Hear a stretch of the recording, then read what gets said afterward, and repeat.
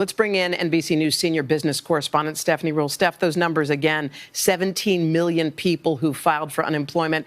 And I can't get that image out of my head in San Antonio. Like 6,000 people lined up to get food at a food bank.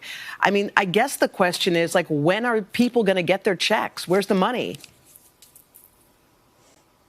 So the thing is, Hoda, Kristen made a great point. The government is making massive efforts, from the Treasury Department to the Fed to Congress, passing huge stimulus bills. But remember, this is a country of 330 million people. We've got 30 million small businesses and almost 50,000 corporations. So to get this money out logistically is proving massively difficult. And it's only adding to people's frustrations. Listen, you completely understand why the president or Secretary Mnuchin would want to get people enthusiastic and excited about saying, we're going to get right back out there and get back to work.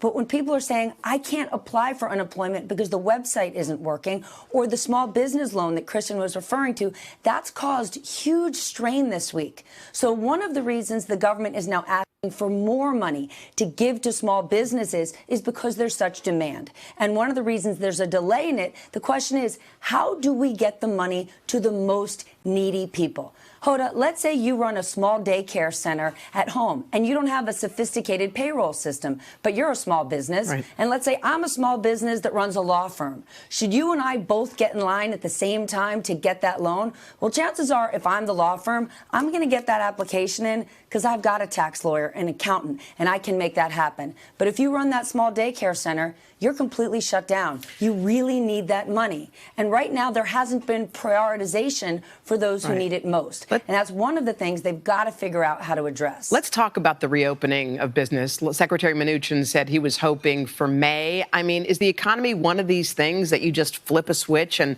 boom, everyone's back to work? Well, that's the thing. It's not. Hoda, you cannot look at this like it's a snow day and we say, well, the roads are clear. Let's all head back out there. Remember, it wasn't the president or even the federal government that shut things down. The first time you and I had this conversation in a whoa moment, when it was business that did it. It was the NBA, Adam Silver, that listened to health experts that said, I've got to put health first and shut my season down.